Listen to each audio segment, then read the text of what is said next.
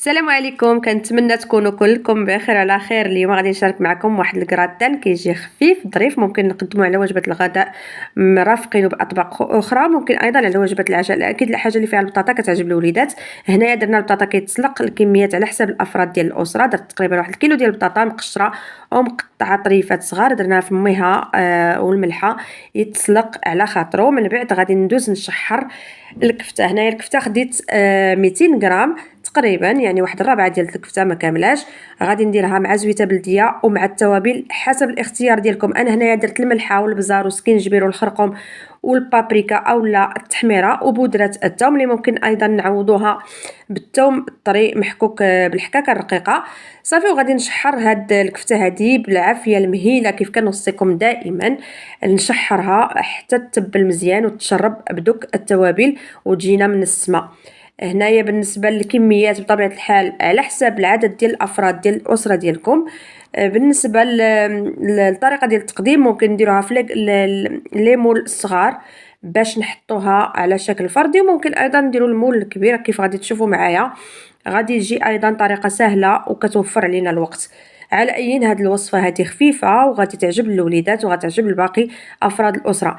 هنا من بعد ما شحرنا الكفته واحد شويه غادي نضيفوا عليها المعدنوس والقزبور مقطعين رقاق. ممكن تضيفوا الجزر محكوك، ممكن ديروا ايضا اي نوع من الانواع ديال الخضار اللي كتفضلوها. انا غادي نكتفي بالكفته على حسب الاختيار وعلى حسب الذوق ديال وليداتي. غادي ندير غير الكفته فقط. ممكن نزيدوا نغنيوها بمواد اخرى بخضر اخرى كيف ما قلت لكم على حسب الذوق ديالكم. غادي نخليوها تزيد تشحر واحد شويه حتى تنشف، لان غرضنا ان هاد الكفته هذه خصها تجي ناشفه ما تجيناش سائله وكثير فيها يعني البلول اولا ديك المريقه خاصها تجي عاقده. هنا من بعد ما تاكدت بانها تشحرات وطابت، لان المواد كلها خاصها طيب قبل ما نديروها في الفران. غادي ندير شويه ديال صلصه الطماطم. حتى الصلصه هنايا خاصها تكون شويه خاطره، يعني تكون واحد النوعيه جيده كيف كتشوفوا معايا عبر الصوره، تكون واحد صلصه تكون خاطره. وغادي نحطوها على الكفته ومن بعد نخليوها تشحر حتى تشرب وتنشف مزيان. الى وصلتوا حتى لهنايا كنشكركم على المتابعه، وايضا كنطلب منكم انكم تشتركوا في القناه ديالي باش تشجعوا المحتوى الهادف. اشتركوا معايا وفعلوا زر الجرس باش يوصلكم دائما كل جديد. ايضا ما تبخلوش عليا بلي لايك وبالتعاليق ديالكم الجميله كيفرحوني بزاف. التعاليق كنقراهم بكل حب وكنحاول نجاوب عليهم كلهم بواحد بواحد، لان الراي ديالكم تيهمني، وايضا المتابعه ديالكم للقناه ديالي كتفرحني. شكرا لكم بزاف. هنا من بعد ما تسلقات البطاطا صفيتها من الماء وخليتها واحد شويه حتى تسقطرات مزيان. ومن بعد غادي نضيف معها 3 ديال الفرماجات مثلثين، ممكن نديروا ايضا الفرماج المربع. ودرنا 3 ديال الضريسات ديال الثومه محكوكين بالحكاكه الرقيقه. غادي نديروا المعدنوس مقطع رقيق،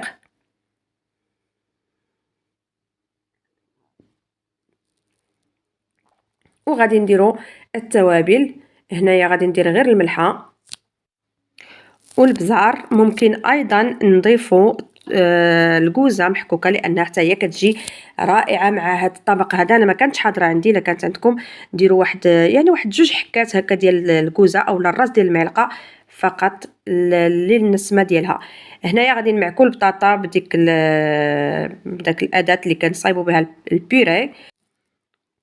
وغادي نزيد 2 ديال البيضات باش العجين ديال البطاطا يبقى متماسك وما يتشتتش لينا في الفران، لان الا خلينا البطاطا غير هكا بوحدها ملي غادي نديروها في الفران يقدر تشتت وغادي تسرح لينا في اللاطه وما غاديش تبقى على شكل كره كيف ما غادي نحضروها في التقديم، يعني في الاناء ديال التقديم اللي هو الاناء ديال الكراتان.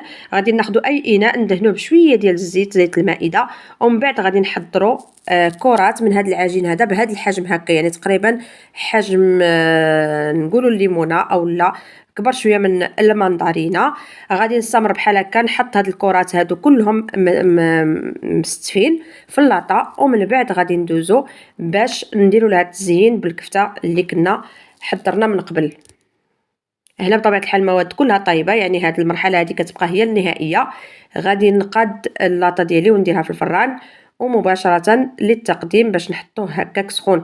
غادي ناخذ واحد المعلقة ندير ليها شوية ديال الزيت المائدة من الظهر ديالها باش ان ما يتلصقش فيها البطاطا، ونحاول ندير حفرة في الوسط بهذا الشكل هكا باش نعمرو بالكفتة وبالفرماج. كنظن ان الصورة كتوضح الطريقة راها سهلة.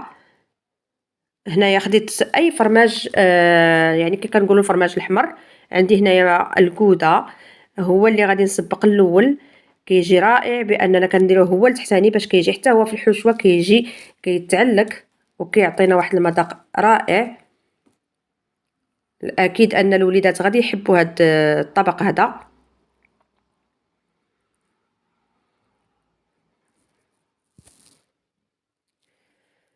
دابا غادي نديرو الطبق ديال يعني الطبقه ديال الكفته من فوق الفرماج.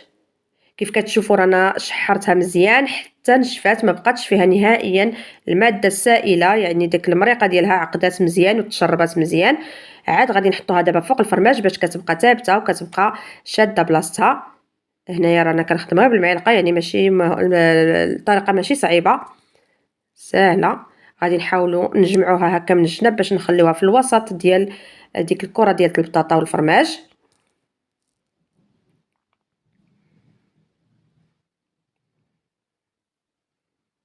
نحاولوا نقادوا العبار باش يجيو كلهم نفس الكميه.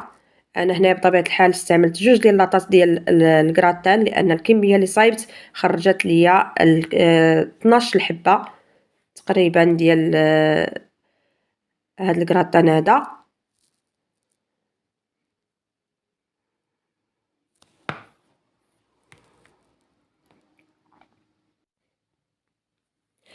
ودابا بطبيعه الحال غادي نديرو الطبقه الثانيه ديال الفرماج.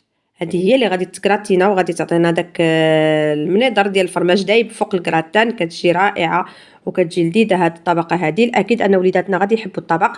غادي نسخنوا الفران على اعلى درجه ديال الحراره، نحطوا اللاطه غير نحسوا بالفرماج داب بحال هكا ونخرجوها ونقدموها بالصحه والراحه. انا رافقت البطاطا مع واحد لا سالاد ديال مطيشه والخس وموتزاريلا، ممكن ترافقوا بها اي حاجه يعني كيفضلوها وليداتكم. كنتمنى انكم تكونوا استفدتوا من الوصفه. شكرا لكم على المتابعه والى اللقاء.